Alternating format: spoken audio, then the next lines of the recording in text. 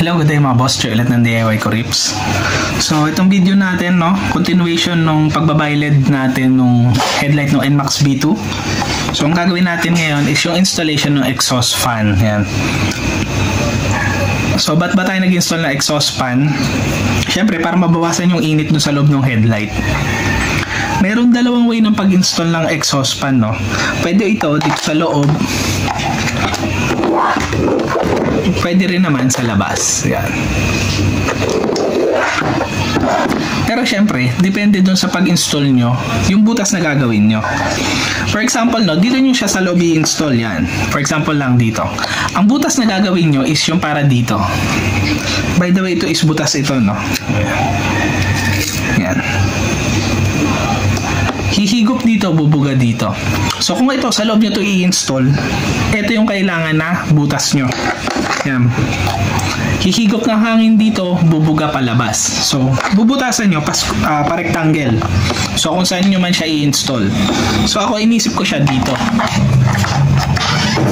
Magbubutas ako ng rectangle. Pero halimbawa, no, kung sa labas nyo to i-install, for example dito sa likod, syempre ang butas nyo, ito naman yung bubutasin nyo kapag ganyan, para at least makakahigop ito ng hangin dun sa loob ng headlight nyo. Dito pa rin yung buga ng hangin nya. Yan, papaganyan. So hindi pwedeng papaganito yan, no? Useless.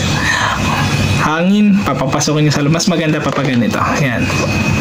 Higupin niya yung mainit na hangin sa loob, bubuga niya dito sa labas. So ito yung kailangan na butas nyo. So saan ba dapat to install? Sa loob ba or sa labas? Depende yun dun sa headlight na ginagawa nyo. Pero mas advisable to kung sa loob ng headlight nyo ilalagay. Siyempre, pagka nasa loob siya ng headlight, less yung chance na mabasa siya. Unlike dun sa nasa labas siya. Yan. Pagka in-install niyo yan dito sa labas, yan, mas prone siyang mabasa. Hindi naman waterproof to, dito water resistant. So, mas maganda to kung sa loob. Bakit meron mga nag-install nito sa labas? Isa lang yung reason, no, kung ba't sila nag-install nito sa labas. Dahil yung pinaka headlight assembly nila is maliit. Wala nang space para sa exhaust. Kaya doon nila to sa labas kinakabit. Pero ang NMAX B2 malaki yung headlight assembly niyan. So pwede ito dito sa loob. So ito is dito ko siya kakabit. Yan. So para saan tong ginupit ko na tape. Ang ginawa ko lang dyan, dinikit ko yung tape dito. Tapos ginupit-gupit ko lang para sambayan. Para at least alam ko kung gaano kalaki yung gagawin kong butas. So, gagawin ko ngayon, pwede ko na itong idikit dito na lang. Yan.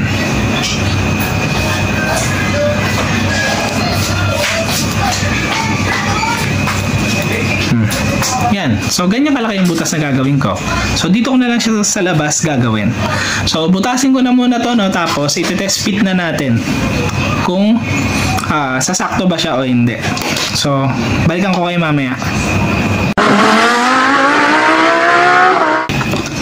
Bale, ito na, no? Nabutasan na natin. Ayan. So, yan. Rectangle yan. So kung tatanungin nyo ako paano ko siya binutasan, una, barena muna, binarena ko. Tapos ginamitan ko na ng cutter. Yan. Mas madali na siyang i-cutter pagka may butas na kasi sa gitna. Yan. Ito yung ginamit natin pattern, no? Yan.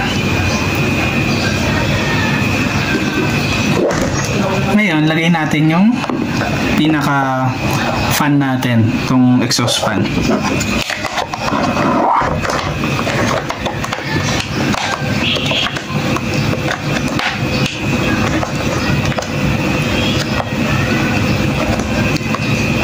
Kung makikita nyo, maskip pa yung pagkakakabit to. Yan.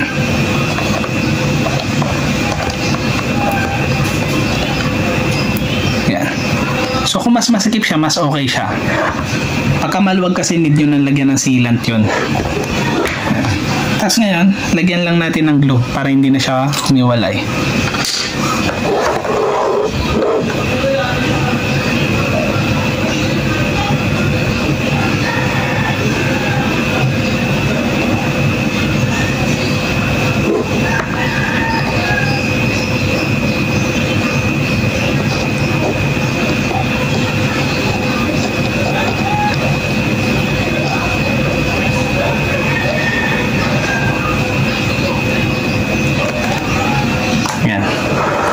papatuyuin na lang natin yan.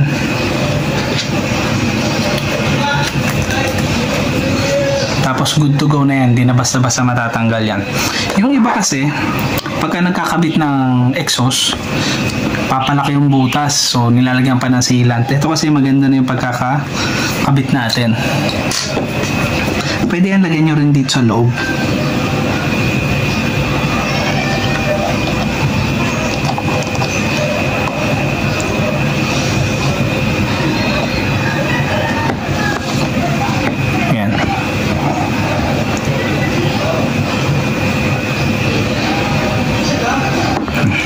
So yan, ganyan lang magkabit na exhaust, no?